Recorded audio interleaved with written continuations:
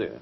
Est-ce que sur la Bible, il puisse dire à quel moment le docteur Lafontaine, docteur en médecine, l'a frappé de ses propres mains? Je lui ai parlé ce matin, il m'a dit qu'il aimerait bien venir à Montréal, effectivement, vous rencontrer et vous demander des comptes, parce qu'il affirme, ce monsieur, qu'au mois de novembre 1984, oui, vous l'avez battu à coups de bâton, que sur vos ordres, il a dû ingérer, on lui a fait manger des matières fécales, et ainsi de suite. J'ai été indigne quand j'ai entendu sur les ondes de Radio-Canada ces propos du pasteur Leroy. Je ne comprends pas qu'un homme qui se dise pasteur, qui représente la vérité biblique, puisse mentir à ce point. Je l'attends, pasteur Leroy. À n'importe quel moment, je suis prêt à le rencontrer.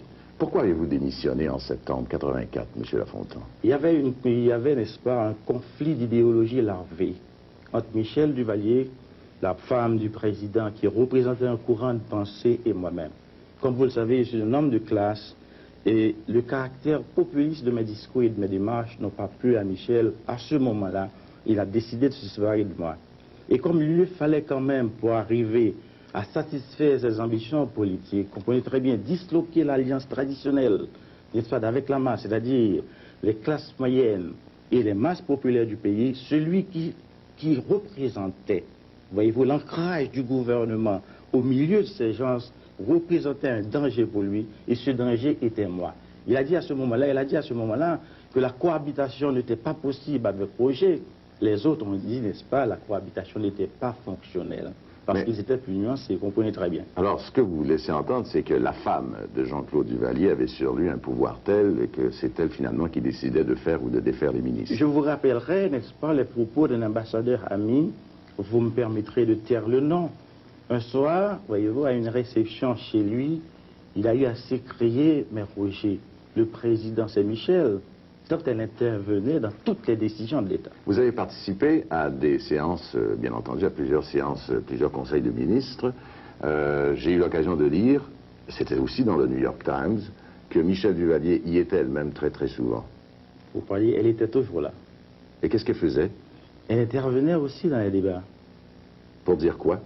Oui, assez souvent, je me rappelle, n'est-ce pas, qu'il y a eu, n'est-ce pas, des discussions extrêmement chaudes, n'est-ce pas, chaudes, avec plusieurs ministres. Et chaque fois que les ministres, n'est-ce pas, exprimaient un point de vue qui n'était pas le sien, voyez-vous, elle s'emportait, surtout sur les questions de santé publique. Et un jour, un confrère, je tel nom, a eu à lui dire, mais madame, vous n'êtes pas docteur en médecine, vous n'êtes pas un officier de santé publique, vous ne connaissez pas ce que c'est que la gestion de la santé publique, comment pouvez-vous prétendre intervenir dans un débat aussi élevé?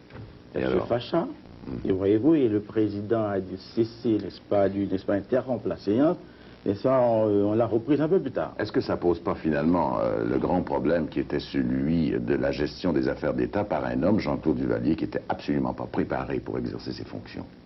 Bah, franchement, dites-nous-le, docteur Lafontaine. Jean-Claude Duvalier, je ne dirais pas qu'il n'était pas préparé. Il faut remonter, il faut une certaine... la préparation académique, les connaissances techniques, politiques, économiques, pour diriger un pays comme Haïti?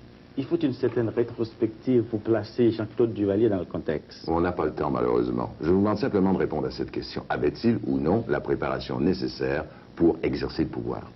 Certes, oui. Je vais vous dire pourquoi. Oui, parce que Jean-Claude Duvalier n'avait pas à prendre les décisions. Le père avait laissé autour de lui un ensemble d'hommes valables, préparés, tels, mais ça, Hervé Boyer, qui est un docteur en sciences économiques, et tant d'autres encore, qui étaient chargés, n'est-ce pas, de prendre toutes les décisions pour Jean-Claude Duvalier. Jean-Claude était le symbole. Ça, vous voyez très bien. Oui, c'est à ce titre qu'on peut dire qu'il pouvait diriger. Mais en fait, il ne dirigeait rien. Il ne dirigeait rien, je suis d'accord avec vous. Les hommes autour de lui dirigeaient le pays. Et alors, depuis qu'il s'est marié, avec Michel Bennett, déjà son pouvoir diminuait, son pouvoir politique réel, vous venez de nous le dire. Et le père de Michel Bennett, était-il l'homme dont on affirme qu'il était l'être le plus corrompu de toute l'île, s'adonnant même, d'une certaine façon, au trafic de la drogue? Bon. Vous avez lu ces accusations? Je les ai vues. En tant que ministre de l'Intérieur, n'est-ce pas, j'ai été au courant de beaucoup de choses. Avez-vous pu constater que Bennett faisait le commerce de la drogue? J'ai constaté que le fils faisait le commerce, c'est ça, de la cocaïne. D'ailleurs, l'Interpol l'a arrêté. Il a fait 2 ans de prison aux États-Unis. Mais le père? Le père, on ne peut pas affirmer à science sûre qu'il